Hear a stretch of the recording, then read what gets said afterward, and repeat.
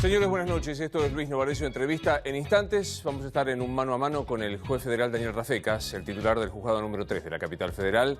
No muchas veces el doctor Rafecas está en un programa de televisión, no muchas veces los jueces están en un programa de televisión. En lo personal soy partidario de la idea de que, sin invadir lo que es la investigación, los jueces son funcionarios públicos y como tal deben dar cuenta de sus actos, y los medios somos unos, valga la redundancia, unos intermediarios entre vos y nosotros. Digo, hoy la justicia está en muchísima primera plana. Están avanzando las investigaciones, están apareciendo causas de corrupción. Bueno, hoy estaremos hablando con el doctor Rafecas para saber cómo funciona la justicia, qué impresión se tiene del otro lado del mostrador de lo que está ocurriendo.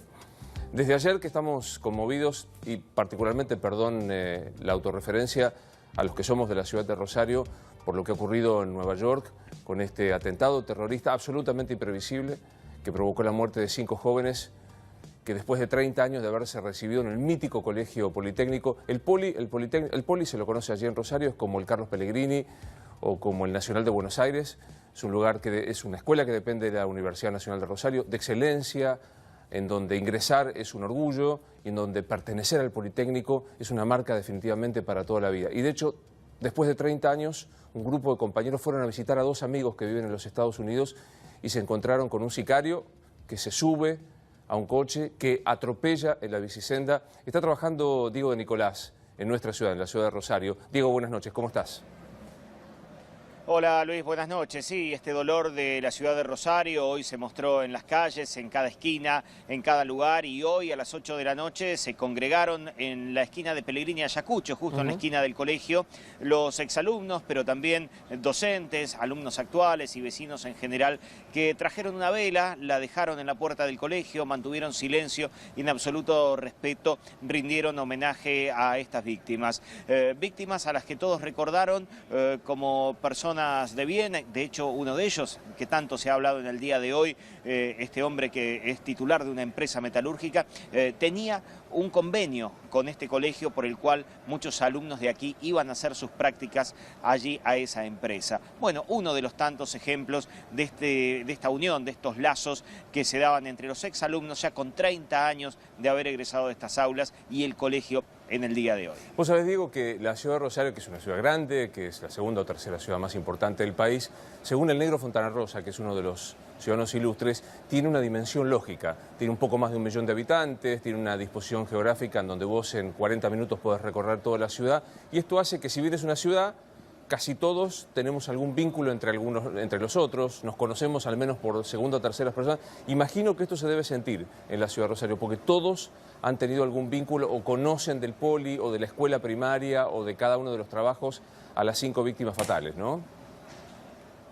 Sí, claro. Quien no conoce directamente a alguna de las víctimas, conoce a algún familiar o conoce a algún amigo, se han visto en algún encuentro social y de hecho frecuentaban todos también mucho estas reuniones que quizás periódicamente se hacían aquí en el colegio. Y parte de toda esa comunidad, Luis, mañana se va a reunir a las 8 de la mañana en inmediaciones del Monumento a la Bandera, este otro lugar emblemático de la ciudad de Rosario, porque allí se va a hacer el izamiento justamente de la enseña patria media asta como un símbolo de este recogimiento y de este dolor. Así que también se ha convocado a los rosarinos para mañana a la mañana estar a las 8 ahí en este acto cívico, pero también acto de homenaje a las víctimas. Hoy te escuchaba en el trabajo de A24 decir que alguno de los familiares estaba proponiendo una suerte de despedida colectiva de todas las víctimas, que obviamente hay que esperar que vengan los cuerpos desde Nueva York. ¿Se sabe algo? ¿Hay alguna decisión tomada al respecto? Por el momento son ideas, simplemente algunos deslizaron la posibilidad de que quizás este colegio pueda ser el lugar ideal para congregar a las familias, a los rosarinos, para darles el último adiós a estos 5 amigos, pero lo cierto es que las familias hasta ahora se han mantenido en absoluto silencio de recogimiento en medio de todo este dolor y no han querido, por lo menos por ahora, avanzar en la programación de lo que será los próximos días. Se sabe que va a tardar quizás 3, 4, 5 días o más repatriar los cuerpos, que lleguen a Rosario, y ese será el tiempo en el cual se decidirá de qué manera se les da el último adiós. Es una mala historia la de los rosarinos y Nueva York. En el atentado de las Torres Gemelas Uno de los fallecidos argentinos también era rosarino, vivía allí en Nueva York hacía tiempo, es Mario Santoro, uno de los paramédicos que asistió a las torres cuando se producen los atentados con los aviones, y cuando estaba en el rescate de la torre número 2 se desploma y fallece allí. Es una mala... Un mal recuerdo Nueva York que hoy, volví a decir, la vida continúa normalmente, hay que llevar la contra a los fundamentalistas porque el miedo es el triunfo de los terroristas, pero bueno, imagino que debe ser una situación de angustia allí en la ciudad de Rosario, Diego. Sí, sí, obviamente que esto no lo esperaba nadie, fue justamente un hecho absolutamente fortuito, y vos es que hablaba con algunos de los exalumnos de esta escuela hace un rato y decía, en estas aulas estudiamos estadísticas, probabilidades, y muchas de esas estadísticas a veces las ejemplificamos con qué posibilidades hay que a uno le caiga un rayo encima, por ejemplo. Bueno, de alguna manera estaba tratando de simbolizar con esos estudios que hacen aquí en estas aulas de lo que les pasó a estos rosarinos allí, qué posibilidades hay de que un rosarino, bueno, sea víctima de un atentado terrorista. Bueno, sucedió. Sí, todas las estadísticas quedaron absolutamente fuera de discusión. Ahí, como vos lo decís, aparte del Politécnico, funciona la carrera de Ingeniería de la Universidad Nacional de Rosario. Es un centro de mucha importancia para todos los rosarinos. Diego, nos quedamos allí, por supuesto que durante toda la noche en A24 estaremos contando lo que suceda y mañana estaremos en la programación de A24. Gracias, Diego. Hasta luego. Hasta luego. Bueno, vamos a nuestra entrevista. Hoy en Luis Novarecio Entrevista está el juez Daniel Rafecas y lo voy a recibir. Por favor. Gracias.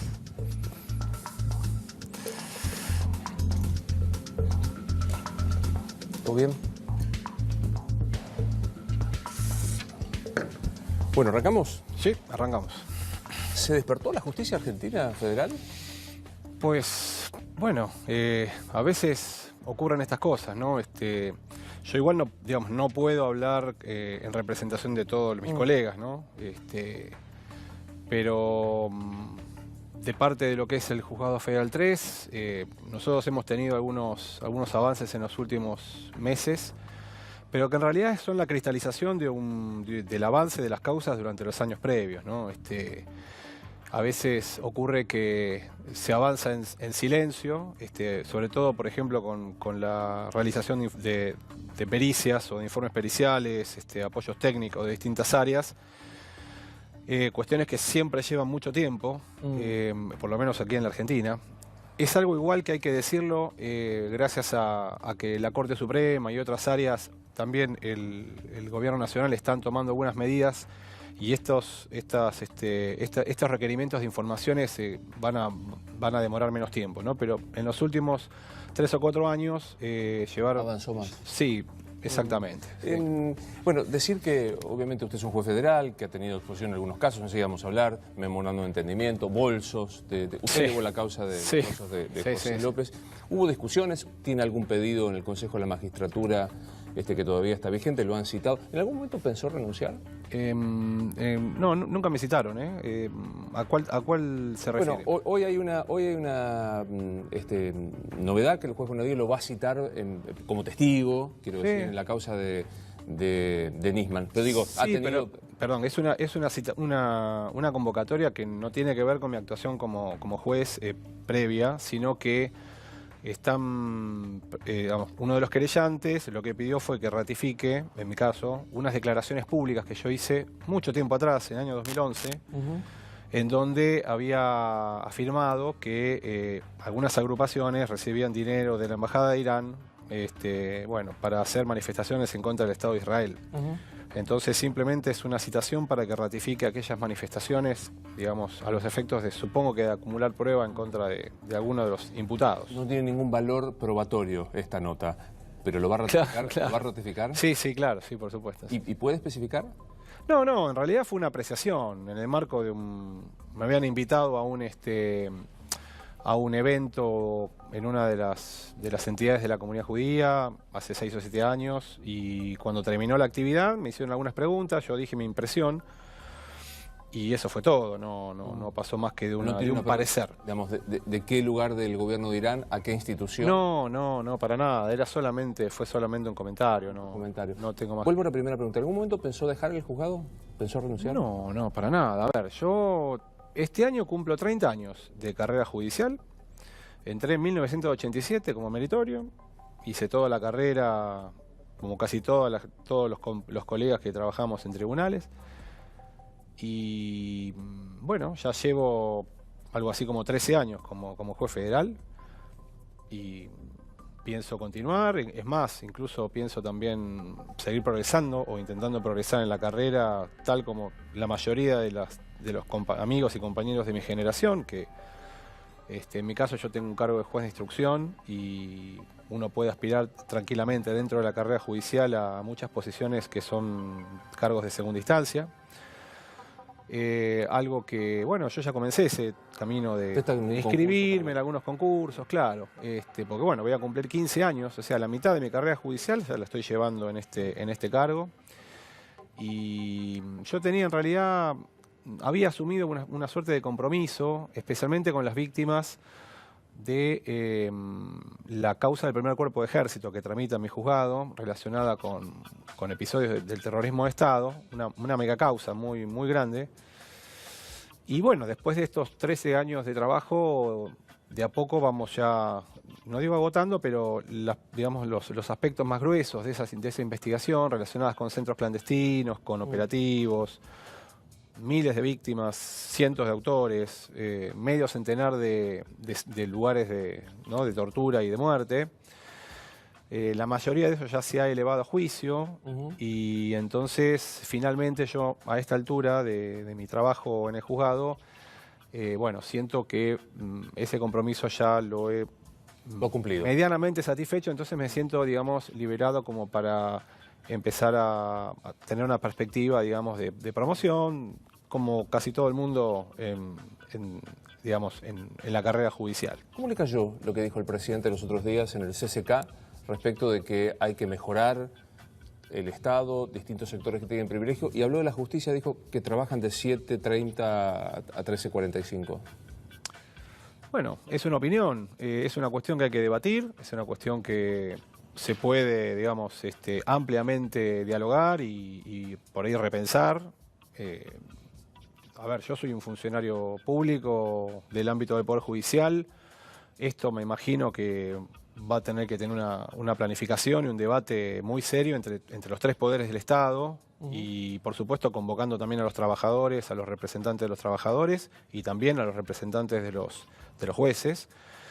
Pero bueno, me da la sensación de que es una tradición que lleva algo así como 100 años y a la cual también, en definitiva, puede terminar afectando o afecta la labor de los abogados, ¿no? Digamos, el hecho de que haya un horario de estas características tiene también una razón de ser y no quiere decir que a las 13:30 termine el trabajo. Esto todos los periodistas que trabajan en tribunales lo saben perfectamente, ¿no? Que prácticamente todo el mundo se queda después de ese horario y muchas veces hasta altísimas horas de la tarde o incluso de la noche, ¿no? Así que en ese sentido, la mera formalidad del horario no quiere decir que esto sea así. No quiere decir así. Claro. ¿Está bien que los jueces no paguen ganancias? No, yo creo que sí, que hay que pagar ganancias. Creo que en ese sentido es un privilegio que no corresponde. No me convence el argumento del reparo constitucional en ese sentido, pero lo cierto es que a partir de que todos los que estamos en tribunales, como es mi caso, por ejemplo, durante 30 años, tenemos derechos adquiridos, hay que encontrar una manera para compatibilizar, digamos, los ingresos que uno viene teniendo con el hecho de pagar impuestos a las ganancias. Una solución que se está explorando es con relación a los nuevos magistrados que se están designando, tanto en el Ministerio Público Fiscal o de la Defensa o del Poder Judicial,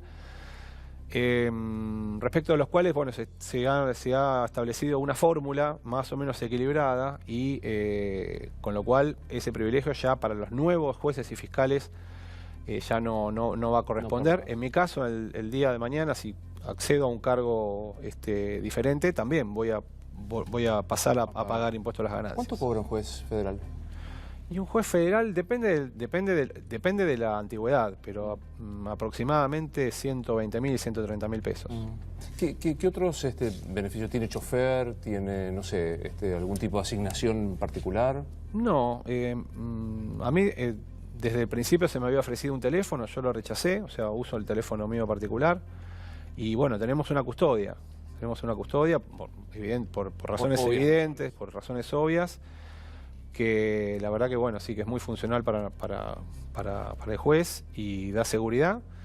Y bueno, de mi parte, no, después el resto es una vida completamente normal. No. ¿Siente que cuando se lee periodísticamente, el gobierno fue por Freiler, lo enjuició y ahora van por otros jueces? ¿Siente que usted es un juez que no es querido por el gobierno nacional? Mire, la verdad que yo, con respecto a lo que es el gobierno nacional, es decir, no digo el presidente, pero digo jefe de gabinete, ministro del Interior, ministra de Seguridad, ministro de Justicia, secretario de Justicia, miembros del Consejo de la Magistratura, digamos, que dentro de lo que es el área de mi actuación serían los funcionarios relacionados. Corríjame, Luis, si me equivoco, pero yo nunca escuché o advertí de parte de ninguno de ellos alguna referencia particular a mi juzgado o a mi persona, o a las causas en las que yo he participado, en estos 2 años o antes incluso, ¿no? Con lo cual, desde ese lugar, la verdad que no tengo mucho para decir, y tampoco tengo nada para decir en cuanto a mi actuación funcional como juez. Yo jamás en estos 2 años he tenido ningún tipo de interferencia, ni presión, ni mensaje de ningún tipo con relación a lo que tengo que hacer o dejar de hacer, digamos, en todas las causas o denuncias que han ingresado en estos años. ¿Y antes, en la gestión anterior? Bueno, el único, la verdad que en general tampoco. El único momento realmente sí, de presión y de que se salió, digamos, de esta norma fue allá por el año 2012, después de que yo dispuse unos allanamientos en distintos lugares en la causa Chicone. Vudú. Claro, la causa Vudú. ¿El allanamiento que usted hizo? Sí, fueron varios, ¿no? Primero ordené el allanamiento del Ministerio de Economía, luego de las oficinas de Baden-Breuer, luego de la planta Chicone, entre otros, y finalmente el del departamento del ex vicepresidente.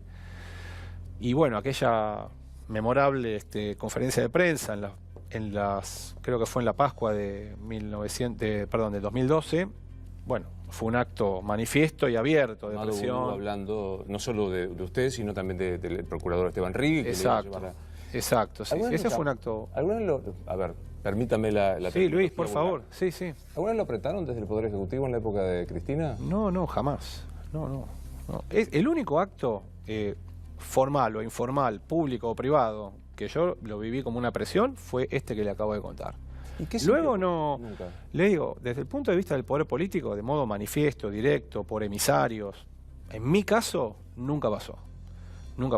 Sí, a veces uno advierte que hay algunos medios, me refiero al gobierno anterior, que estaban como muy afines o muy alineados, en donde había algunas campañas o algunas notas que revelaban cierto sesgo y cierta animosidad, digamos, para con la imagen del juez, etcétera, ¿no? Que uno también lo podía ver como algo molesto, ¿no? O que generaba cierta, no sé, inquietud. ¿Qué sintió cuando lo escuchó en la audiencia, en el juicio oral, al ex vicepresidente Vudú diciendo a Baden-Breuer lo conocía acá en el juicio? Bueno, no lo había escuchado. ¿Eso fue ahora? ¿Fue en estos días? Anteayer. Bueno, obviamente es una causa que yo no dejé ahí en aquel momento, ¿no? Pero daba toda la sensación de que esto no era así, digamos. Los indicios que se habían recogido en ese momento después del allanamiento era que Baden-Breuer había estado viviendo en el departamento del ex vicepresidente, y en el medio había un contrato de alquiler con un abogado que resulta que vivía en España, en unas condiciones también muy sospechosas, ¿no? Pero bueno, para eso justamente es el debate, el juicio oral y público. O sea, ahí es bueno decir que usted, como juez de instrucción, lo que hace es juntar la prueba, claro, después se rinda, se muestre en el juicio oral qué es lo que está pasando ahora. Sí, exactamente. Ese es el trabajo de los 12 jueces federales tan mencionados y que están, como usted bien dijo, que estamos tan en la consideración pública. Nosotros no dictamos sentencia, nos dedicamos a recoger elementos de prueba y, bueno, por supuesto, conforme al proceso y a la ley, definir si es delito, si no es delito, bien, si hay mérito, si no hay mérito, para mandar a juicio. Por ejemplo, en este último mes, en mi caso, la causa de López, que ya está radicada en el Tribunal Oral Federal 1 y que supongo que el año que viene, ya en 2018, va a haber un debate oral y público en donde va a estar López, su esposa, 4 empresarios, y bueno, creo que va a ser un juicio interesante. Y la otra que hoy se terminaron ya todas las apelaciones, la Cámara Federal confirmó todas las resoluciones, el tema de César Milani con el enriquecimiento ilícito por la casa en el barrio de la Horqueta, que mañana estamos elevando también a juicio oral. Atraso un tema para que me quede cerrado. De lo que usted colectó como prueba, ¿le suena que Vudú no lo conocía a Van der Grelle sino hasta el momento que llegó a la audiencia? No, no me suena, no. ¿Se lo conocía? Bueno, es mi impresión como juez de instrucción de lo poco que yo vi en aquellos primeros tramos de la causa. Acá sentado el procurador, el fiscal Campagnoli, dijo que muchos jueces o fiscales no avanzaban porque eran cómplices o porque tenían miedo. ¿A usted le tocó iniciar el juicio a Amado Vudú? ¿Corrió en algún momento la consideración de decir, es el número 2 de la política argentina? Bueno, por supuesto que uno tiene que... Eso lo sabe, lo conoce, es público y uno lo tiene en consideración, pero eso no quita que cuando llega el momento de tomar una decisión en un expediente tiene que hacer lo que corresponde. De acuerdo a lo que establece la ley, de acuerdo a los tiempos de proceso, de acuerdo a las pruebas que le acerca el fiscal, en este caso el fiscal Rívolo. Y bueno, uno puede vivir esa situación como una situación por ahí desafortunada, que evidentemente va a generar algunas implicancias o consecuencias políticas, pero la decisión, en mi caso por lo menos, yo la tomé igual, ¿no? A 4 meses de haber sido reelecta la presidenta y el vicepresidente haber sido elegido. De hecho, luego, a partir de ese momento, durante 2 años aproximadamente, el sector, digamos, del Frente para la Victoria, que estaba en el Consejo de la Magistratura, me persiguió, digamos, implacablemente para tratar también de forzar una destitución o un jury por mi actuación allí. Bueno, no se logró en ningún momento porque las minorías, digamos, claro. ¿Se sintió un perseguido por el kirchnerismo? No tanto, era ese sector. Vieron que en todo gobierno siempre hay sectores. Bueno, era el sector que controlaba el Consejo de la Magistratura, en alianza con algún legislador radical también, por los sobornos de Potacuartos. Claro, por mi actuación. ¿Era la Cámpora? No, antes. Era antes de la Cámpora. Pero sí, por la causa de los sobornos en el Senado, que en 2005, 2006 yo avancé primero con senadores que habían sido, que yo consideré que había pruebas para considerarlos responsables del delito de cohecho. Y luego también con el expresidente de la Rúa, ¿no? Habiendo finalmente en 2009 elevar a juicio toda esa investigación. Y bueno, entonces ahí también tengo la impresión de que había alguna cuenta pendiente o algo por el estilo. Pero lo que quiero decir es que, por lo menos en mi caso, yo me dedico a hacer mi trabajo, Luis, en mi juzgado, con mi equipo de gente, aplicando la ley, el derecho, en todos los casos con las mismas reglas. Esto lo saben los fiscales con los que trabajamos, los colegas que trabajan en el edificio, los abogados que litigan en las causas. Y después lo que suceda en el ámbito político, en el ámbito de los medios de comunicación, lo que suceda en el seno del Consejo de la Magistratura, en mi caso yo trato de aislarme de eso y de seguir haciendo mi trabajo, ¿no? Y de hecho la fórmula, la verdad, pasaron 13 años, yo sigo trabajando de la misma manera y acá estamos, ¿no? O sea, la fórmula hasta el día de hoy les funcionó. Sí. Yo sé que usted me va a decir, no, pero digo, nunca nadie en el pasillo del tribunal, cuando estaba con el tema Vudú, lo llamó y le dijo, Daniel, afloja con este tema. Es que fue todo tan, digamos, fue una cuestión de 2 o 3 semanas. Estamos hablando de marzo de 2000. No, para nada, ¿eh? No, porque la investigación la tenía delegada a la Fiscalía. Entonces, cuando la Fiscalía me presenta a mí los pedidos, ahí los acontecimientos se desarrollaron en términos temporales rápidamente. En cuestión de 2 semanas se sucedieron esta seguidilla de allanamientos, donde se colectó parte de la prueba que, bueno, que luego formó parte de la elevación a juicio. Pero no, Nunca. que yo recuerdo, estamos hablando de algo que ocurrió hace 5 años, ¿no? Pero yo lo que recuerdo claramente es aquella conferencia de prensa, pero nada más, sí. ¿Nunca más se lo cruzó personalmente a Boudou? No. ¿Y si hoy se lo cruza? Bueno, a ver, yo no tengo ninguna, como juez, yo no tengo ninguna animosidad, ni ningún rencor, digamos, para mí es una cuestión absolutamente impersonal. Él, en este caso, le tocó participar de un proceso como imputado y a mí como juez, y yo no me puedo salir en ese sentido, que usted me pregunta, no puedo salirme de mi rol de juez, para nada, ¿no? En ningún caso y bajo ninguna circunstancia, nunca en mis 30 años de tribunales, pero especialmente como juez, yo voy a trasladar al plano personal algo que, digamos, sucede alrededor de mi actuación como juez. Incluso la crítica pública, incluso las denuncias, son parte de la regla de juego, Luis. ¿Le sorprendió que la renuncia de la doctora Gils Carbó? Bueno, sí, la verdad que sí. No estaba en la consideración, por lo menos, de la gente con la que yo trabajo en el juzgado, los colegas, amigos en la Facultad de Derecho. No teníamos en consideración la posibilidad de la renuncia, así que sí, fue sorpresivo. ¿Siente que fue una procuradora militante? Bueno, ahí yo la verdad que no me atrevo a emitir una opinión sobre la actuación de la procuradora. No me atrevo a hacer una... ¿Hay justicia militante? Mire, hay agrupaciones que nuclean a funcionarios y magistrados de acuerdo a sus afinidades. Hay agrupaciones que son más conservadoras, hay agrupaciones que son más progresistas, algunas que quizá ven con simpatía a este gobierno y otras que quizá ven con simpatía al gobierno anterior. Y esto me parece que forma parte o es posible entenderlo en el marco de la democracia y del Estado de Derecho. Ahora, que la pertenencia a una agrupación luego se transforme en que en una causa en concreto alguien tuerza la legalidad para favorecer o perjudicar a alguien, sobre todo en el fuero penal, eso sí me parece grave. ¿Y eso pasa? No lo sé, en mi caso no me consta, pero no lo sé, no lo puedo afirmar, pero eso sí sería algo grave. Hay emblemas dentro de la justicia que se han instalado en el común de la ciudadanía, que no tiene por qué conocer demasiado este tema, es un tema abstracto. Pero digo, hay emblemas como jueces como Norberto Yarvide. ¿Qué le dice ese nombre?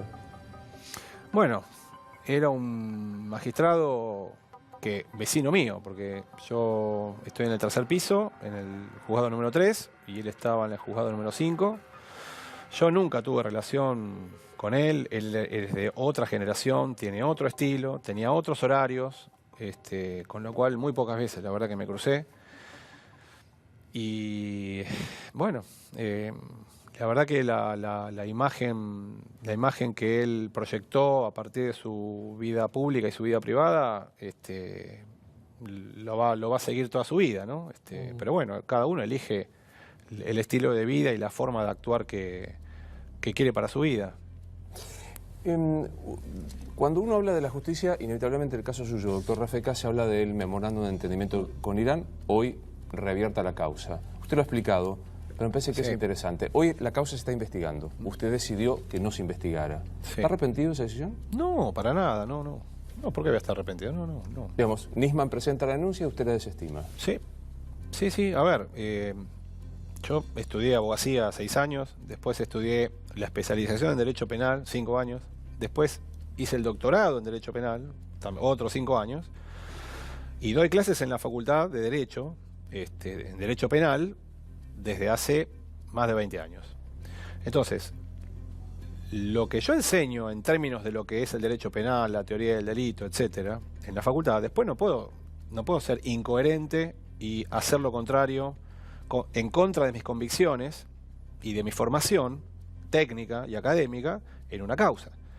Yo, como bien dijo usted, Luis, yo lo expliqué en su momento públicamente, cuando yo recibí esa denuncia, el fiscal de la causa, Policita, me termina condensando el pedido de abrir una causa a partir de 2 hechos concretos, y nada más que 2 hechos concretos respecto del memorándum. Uno era la futura creación de una comisión por la verdad, y el otro era la baja de las alertas rojas.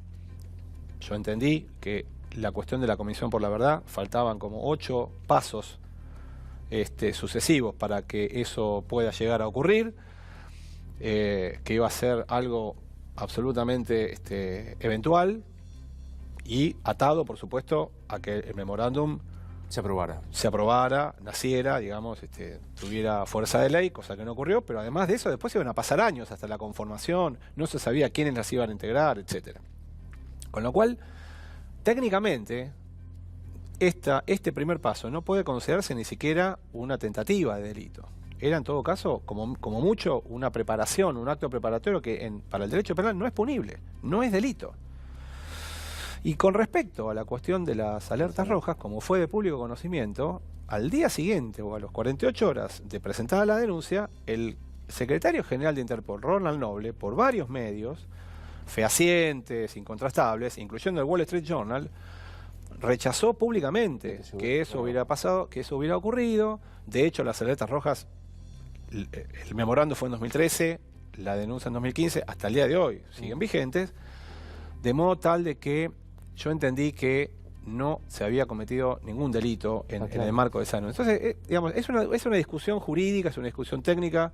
Yo fui coherente con mis convicciones, con mi formación, y pese a que, como usted dice, no me convenía, entre comillas, porque para mí hubiera sido mucho más cómodo delegar la causa o abrirla, me mantuve, digamos, coherente con lo que yo entendía. ¿Qué sintió cuando apareció muerto Nisman? Bueno, una congoja, pena. Yo lo conocí a él, a su esposa, a sus hijas. Alguna vez nos cruzamos en alguna playa. Pensé inmediatamente en su familia. Como todos, me acuerdo perfectamente del momento en el cual tomamos noticia de este hecho. Yo tenía una muy buena relación con él. Nos veíamos, no sé, una vez cada 2 o 3 meses, que él me venía a visitar al despacho, hablábamos de temas en común. Participábamos en común de foros relacionados, por ejemplo, con la lucha contra la discriminación o contra el antisemitismo. En algunos momentos en los cuales yo sufrí alguna persecución, él me manifestó su solidaridad, nos saludábamos para el Año Nuevo Judío. En fin, tenía una relación correcta con él de aprecio mutuo. Es más, una persona que yo le recomendé, él la nombró y terminó siendo una persona de su más entera confianza, y al revés, un personal que trabajaba con él trabaja en mi juzgado. Cosas típicas que suceden entre dos funcionarios que se tienen respeto, que se tienen aprecio, de modo tal de que, bueno, pero esto por supuesto, es más, a mí me hubiera encantado, esto lo he pensado muchas veces, me hubiera encantado discutir con él la denuncia, discutirla en términos jurídicos, ¿no? Porque creo que en algún momento, en alguno de los reportajes, no sé si fueron reportajes el miércoles a la noche en Las Dos Voces, creo que es ahí, que dice, bueno, esto es lo que yo pienso. Después un juez dirá si corresponde o no, ¿no?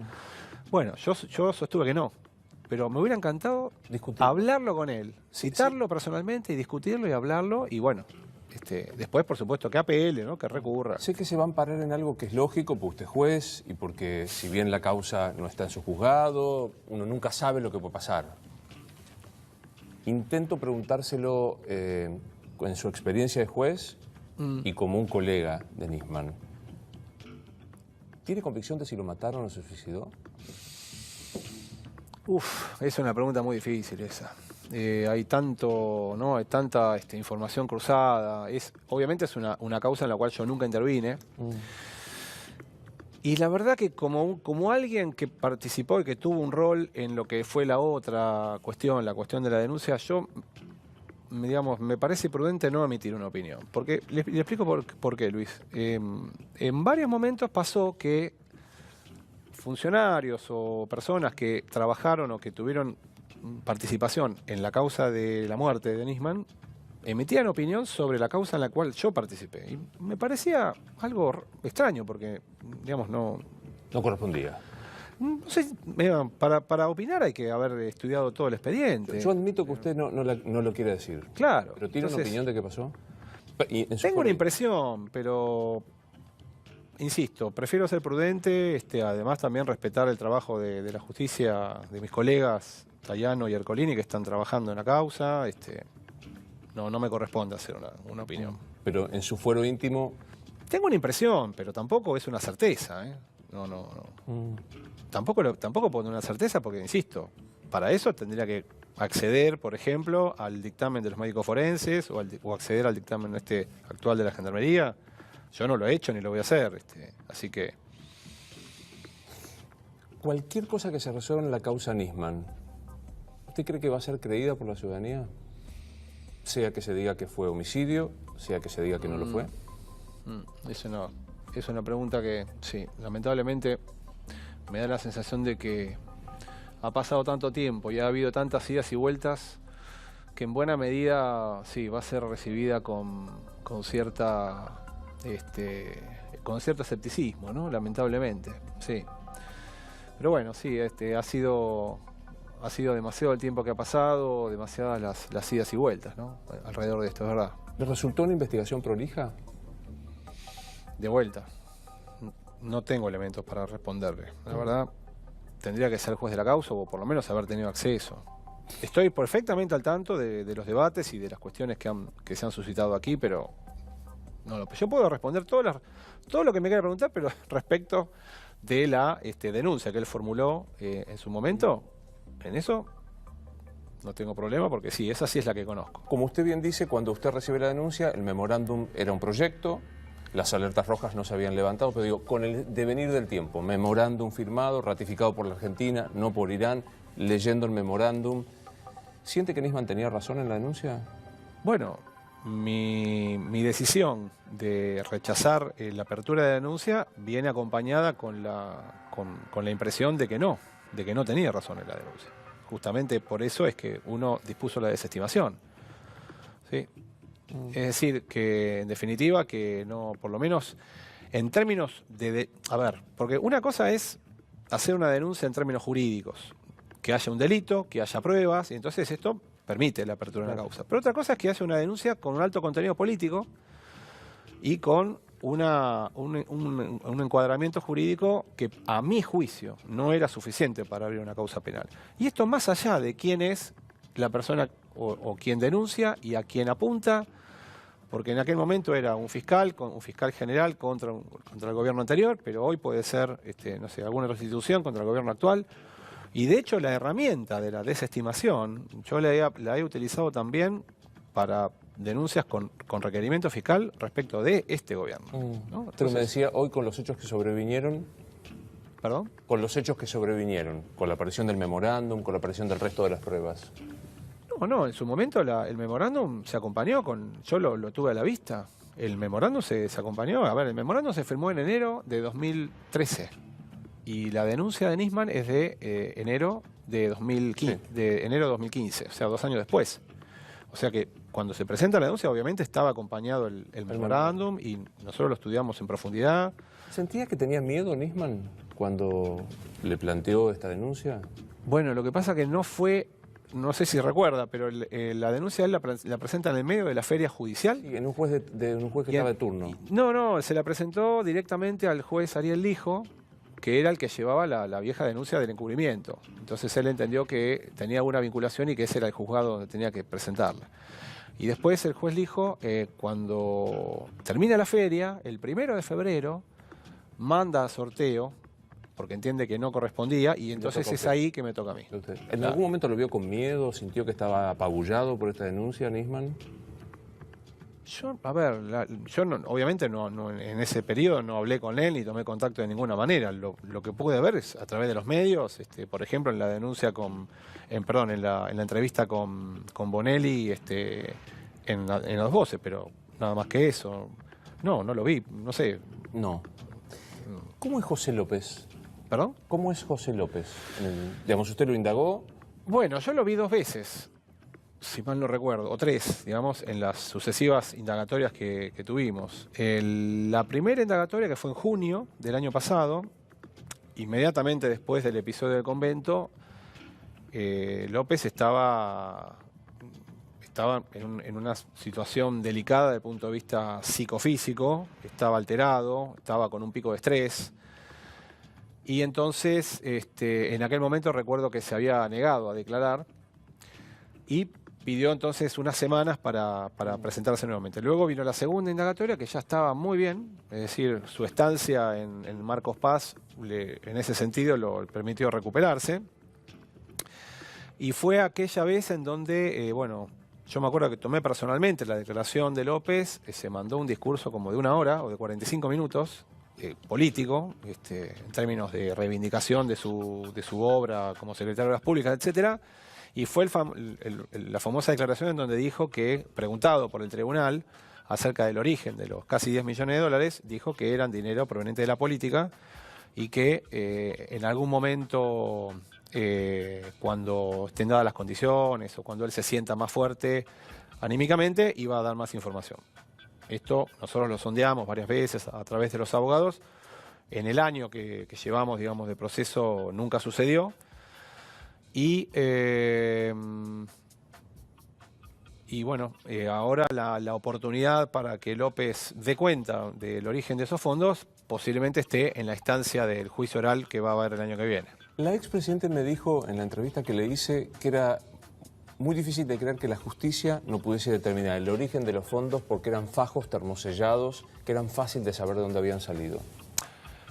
Sí, nosotros teníamos también las mismas expectativas, obviamente, y desde el primer momento fue una de las líneas de investigación que el juzgado y la Fiscalía de Delgado nos enfocamos con toda energía.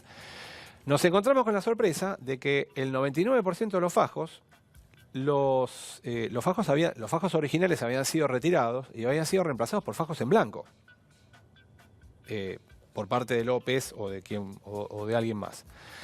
Y los termosellados eran de tipo casero, es decir, eran termosellados que se habían hecho también en algún lugar y no daban ninguna pista acerca del origen.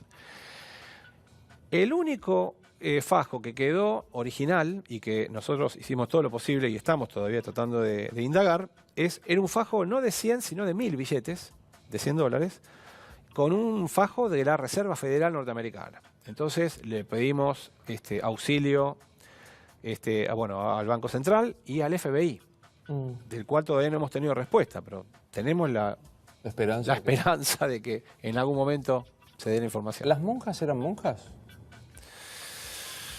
Bueno, la impresión que yo tuve como juez es que sí. Es decir, en mi caso, esto fue público. En su momento yo fui a hacer una inspección al convento, donde vi cómo vivían.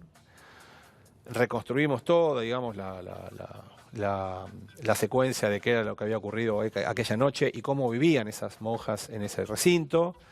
Luego también 4 monjas declararon en mi juzgado, en mi despacho. Digamos, a ver, si yo a usted le digo, es por ejemplo, la hermana Inés Aparicio. Hace 25 años que está consagrada a los votos de castidad, de pobreza y oración. Y que nunca en 25 años abandonó esos votos, de modo ininterrumpido. Y que cuando nosotros, porque más allá de esta circunstancia, en los medios se comentaba o se sospechaba que esta monja, a la cual yo me hago referencia, resulta que tenía bienes, que tenía préstamos, que tenía créditos. Bueno, entonces hicimos lo que corresponde, que es pedirle un veraz, un gnosis, los sistemas de información. El papel está en 0. Es decir, la hermana Inés Aparicio, que es una mujer de 60 y pico de años, nunca tuvo, por lo menos en los últimos 20 años, ni celular, ni préstamos, ni créditos, ni vivienda, ni vehículo, ni teléfono, nada. No tenía nada. Era como Rantés, el personaje de Hombre Mirando al Sudeste. Nada. Es decir, absolutamente coincidente con la impresión que en mi caso como juez tuve del perfil de estas mujeres. Ahora, es impactante, ¿no? O sea, si uno arma en una película la historia de un convento de monjas que no se sabe si son monjas, de un señor enloquecido va con bolsos que los revolea. Todos creemos haber visto la imagen de López tirando los bolsos. Nunca se vio esa imagen. No, no está tal imagen. No está. No hay tal imagen. No hay imagen. No. La única imagen que se ve es la de la llegada a la puerta. Exacto. Con la hermana, me olvidé el nombre. La hermana Inés. Es la hermana Inés, sí, la que se asoma. Sí. Y con las armas y todo esto. Sí. Es onírico, es demencial. Además a las 3 de la mañana, ¿no? Sí, la verdad que sí. Sí, es verdad que obviamente que en 30 años de tribunales jamás ningún funcionario judicial se va a encontrar con un caso así, ¿no? O sea, es un caso absolutamente atípico. digamos, ¿es creíble que se entera, se toma nota por la policía, por el señor del reparto que se levanta temprano y escucha los ruidos? Perfectamente creíble, sí, eso está completamente reconstruido. El testigo declaró con nosotros, primero declaró en provincia y después declaró con nosotros, es perfectamente creíble, va a reiterar el testimonio en el juicio oral. Sí, claro que sí, ¿por qué no? Por supuesto. Él vio esto, además por una cuestión de seguridad, ve un auto que no conoce, en marcha, con un sujeto que está merodeando, queriendo entrar, y entonces, ¿qué hace? Llama al 911, aparte a esa hora, ¿no? Perfectamente, sí, sí. Esto está reconstruido, lo que es también... No lo entregaron, no es que alguien de la policía... No, por lo menos mi opinión como juez de instrucción no es así. Los hechos están demostrados en ese sentido. Pero otro aspecto increíble de este relato onírico, como usted señala, es que López salió de la casa de Dique Luján con casi 9 millones de dólares en total. Y ingresa al convento con aproximadamente 5 millones, en las famosas mochilas, etc. El vehículo en el cual se transportaba, creo que era una Meriva, queda estacionado en la puerta, solo, con la llave colocada, en marcha, abierto, y con una valija en el baúl, una valija Samsonite roja, que contenía 4 millones de dólares. Eso quedó ahí abandonado durante algo así como 40 minutos, que es hasta cuando llega la policía a partir del llamado del testigo. Era una situación insólita. Increíble. Increíble. Es decir, que si alguien pasaba en ese momento, algún amigo de lo ajeno, y se llevaba ese vehículo, 4 millones. se iba a hacer de 4 millones sin que nadie se lo iba a reclamar. Una situación insólita. ¿Por qué juez? ¿Por qué usted es juez? Bueno, a ver, de chico siempre tuve vocación por esta cuestión de dar a cada uno lo suyo, en el seno de mi familia, en la escuela, en el colegio.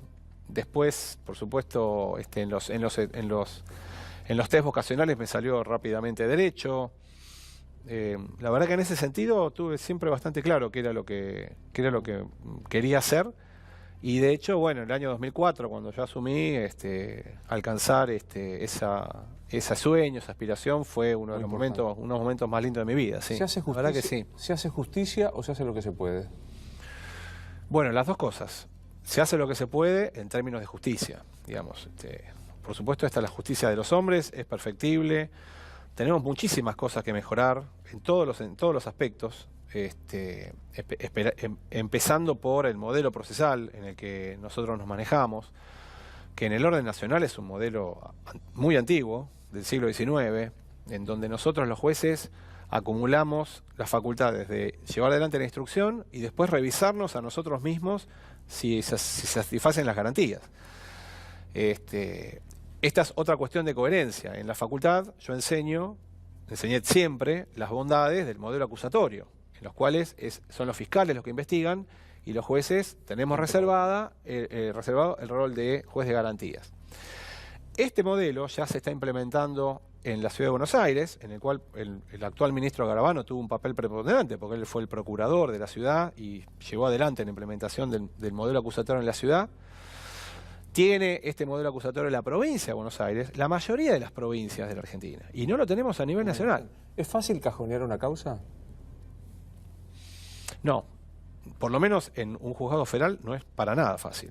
Uno tiene el control del abogado, tiene el control de la víctima, tiene el control del querellante, tiene el control del fiscal, tiene el control de la Cámara y tiene también el control del Consejo de la Magistratura. ¿Y por qué una causa como la de Menem y el tráfico de armas todavía está ventilándose en los tribunales? Bueno, lo que pasa es que en ese caso, a ver, es una causa, digamos, que, pongámoslo en contexto, ¿no? Es una causa que en la segunda instancia, en un tribunal oral, Menem creo que había sido absuelto y después la Cámara de Casación condena a Menem a 7 años de prisión. A partir de ese momento se generan una serie de recursos ante la Corte Suprema de Justicia que se van resolviendo, pero que generan o disparan nuevos recursos creo que ya se están agotando, creo que ahora es la última instancia. Pero es cierto esto también, creo que es otra de las cuestiones que hay que revisar, ¿no? La enorme cantidad de recursos que tienen las defensas para dilatar lo que es una sentencia firme, ¿no? ¿Cambió el clima desde hace 2 años en la justicia? ¿Cambió el clima político y esto repercute en la justicia? Bueno, a ver, obviamente el clima ha cambiado desde la perspectiva de que hubo alternancia en el poder político, ¿no? Esto obviamente siempre hay un cambio de clima. Son otros los interlocutores, son otros los mensajes, las políticas del gobierno van dirigidas hacia otros objetivos, hacia otras propuestas, y en ese sentido, bueno, sí, ha cambiado. Si no soy indiscreto, ¿cómo es su familia? ¿Cómo está compuesta su familia? Yo el año que viene cumplo 20 años de conocerme y algo así como 18 años de casado con mi señora, Viviana, que es contadora, tiene 45 años. Trabaja en mi casa ayudando a mi suegro en distintas inversiones y emprendimientos. Y tengo 2 chicos. Tengo mi hija Camila de 15 y mi hijo Andrés, que ahora cumple 10 y que por supuesto para mí, para mi señora, son lo más importante, la prioridad. Y acá hemos estado hablando un montón de cuestiones de la justicia, pero para mí en mi vida personal es la segunda cuestión en importancia. La primera es la crianza, la educación y la salud de mis hijos, que me ocupa los 7 días de la semana, los 31 días del mes y los 365 días del año. Imagino que el más chico no, porque tiene 10 años, pero sí Camila, que tiene 15. ¿En algún momento le dijo, papá, ¿por qué dicen esto de vos en los medios? No me pasó todavía eso. Supongo que me va a pasar en algún momento, sí, y no hay ningún problema que pase, pero no me ha pasado todavía. Intuyo que a nosotros por ahí como generación de alrededor de los 50, nos cuesta por ahí entender o asomarnos a la vida que llevan cotidianamente los chicos, los adolescentes, ¿no? Yo por lo que veo en mi hija y en sus amigas, se ve muy poca televisión, se lee muy poco las noticias, digamos, de la coyuntura cotidiana. Son otra generación. Son otra generación.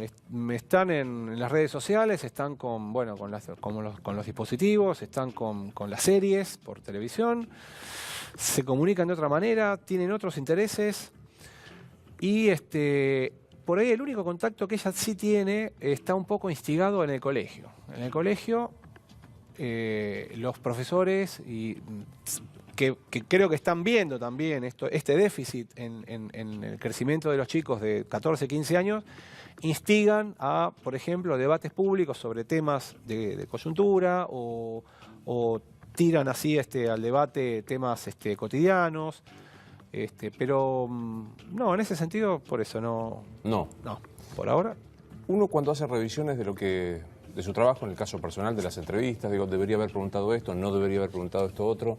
En su revisión, ¿volvería a fallar en los casos tan resonantes que le tocó Vudú, Nisman, de la misma manera que falló? Sí, sin duda, por supuesto. Sí, a ver, el caso Vudú, la investigación que había hecho el fiscal, para empezar, digamos, un juez que trabaja con imparcialidad y con independencia se basa en lo que las partes le presentan en el expediente, en los elementos de prueba, en lo que dice el Código Procesal, el Código Penal, la Constitución, hace la interpretación y toma la decisión.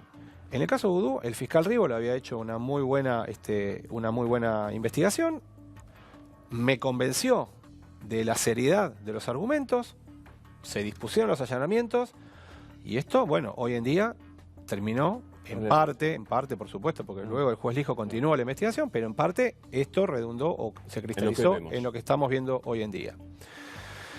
Especialmente recuerdo del caso la cuestión de Vudú como ministro de Economía interfiriendo en un expediente administrativo de la FIP relacionado con para que le den una mejora, un beneficio relacionado con deudas impositivas.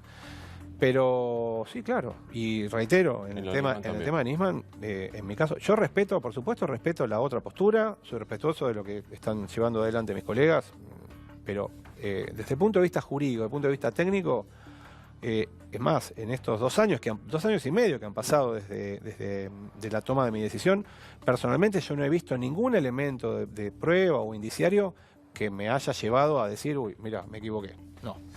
Gracias por haber venido, doctor. Al contrario, Luis, un gusto. Bueno, tenía el libro para obsequiarte, disculpame. Que es Historia de la Solución Final, una indagación de las etapas que llevaron al exterminio de los judíos europeos. Es un tema que el doctor Rafecas ha escrito y ha expuesto en muchísimos lugares del mundo y que voy a leer con muchísima atención. Ahí está. Gracias. Muchas gracias, al contrario. Esto es Luis Novarecio Entrevista, hasta mañana.